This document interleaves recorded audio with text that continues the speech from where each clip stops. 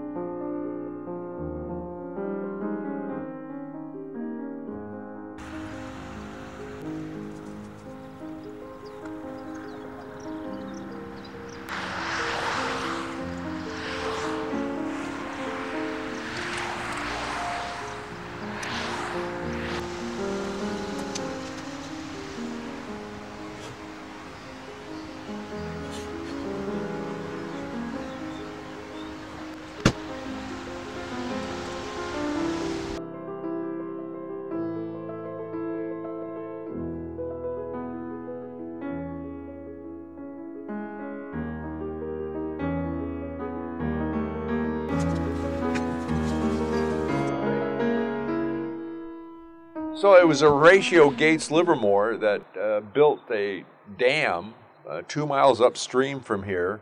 His original intent was to run logs down a canal to a sawmill. And you see the end of that canal right here. This is an extension of the canal in order to give water to the powerhouse.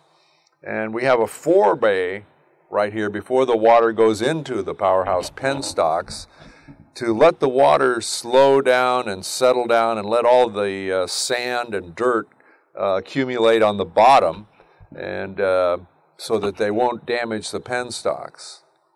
There are cleanouts on both sides of the forebay to let all that accumulated dirt and sand be washed out occasionally. Any questions? Why are there two of these? Why is there a wall running through the middle? Well, this way you could close down half of your power plant and clean out one side while the other side continues to provide electricity to Sacramento. Okay, so what was this thing used for? Oh.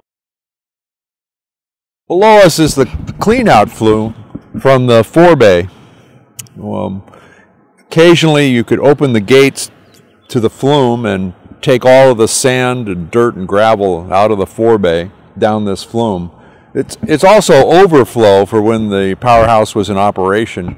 You know, massive amounts of water were coming down the canal to go into the penstocks, and a certain percentage of it went down this flume.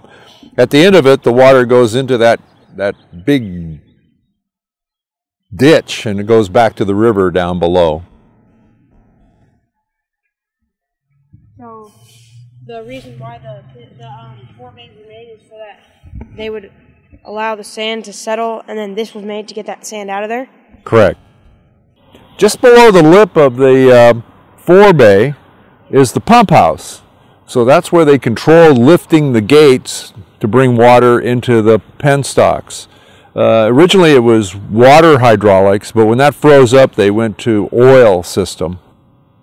Then you can see the building that houses the penstocks today, and then the powerhouse itself, and there's an interesting hole right there in the second story, and inside the building right there were squirrel cage fans that took air and took it through a housing underneath the transformers. The original transformers were air cooled, so that was the cooling system you're looking at, bringing in air through the hole in the side of the building. This is the inside of a turbine that powered our exciter generator in the other room. We are now in the turbine room. There are 6 turbines here, 2 small and 4 large. You can see up above at the top of the turbine room that the water came from the forebay down these giant penstocks. This one is 8 feet in diameter and into a giant turbine. There are 2 wheels, one on each side of the turbine. When the water ran through them, it turned a shaft which went into the other room to power our massive generators. Each one of these shafts generates 1,250 horsepower when it's in operation. And again, the smaller turbines with the smaller stalks had to power the exciter motors, the direct current generators in the generator room that powered the electromagnets in the big AC generators. This is a Francis-style turbine used for low-head applications. We only had about 57 feet of head in these turbines. They're bronze, and as you can see, there was one on this side and one on the other side of the turbine. To start up the powerhouse, the operator would first need to turn this wheel, would open up the vanes inside the smaller turbine, and give power to our exciter generator right here. This is a direct current generator, and it supplied power to the large alternating current generators. The electromagnets are in an array all the way around the outside of the power plant here. And then you needed to turn the wheel on the governor to start the shaft of the big alternating current generator to create alternating current. And here is the wheel for the governor, right here. The governor was required to make sure that the shaft ran at 300 RPM. At that speed, exactly, you would get 60 cycle alternating current from the generator.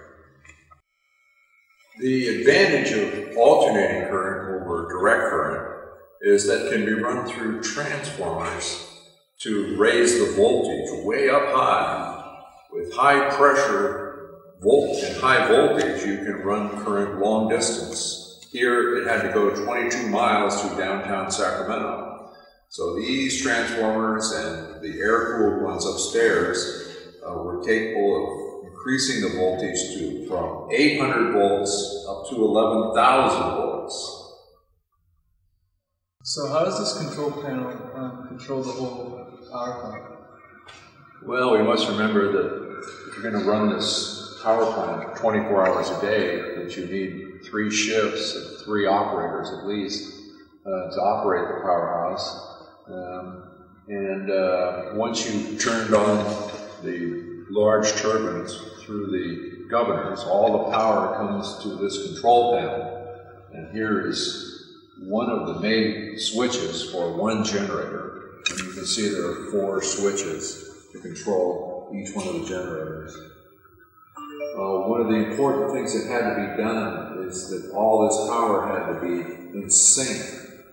And so the addition of a synchroscope on the far end of the control panel helped and made it easier to get the waves all lined up so that they could run down one set of wires to Sacramento.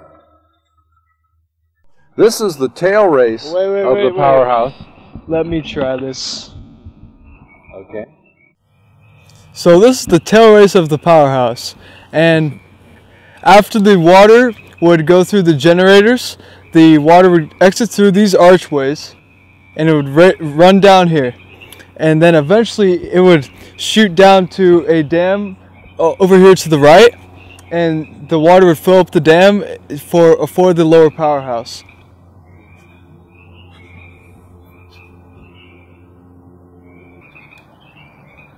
And that's how it all works.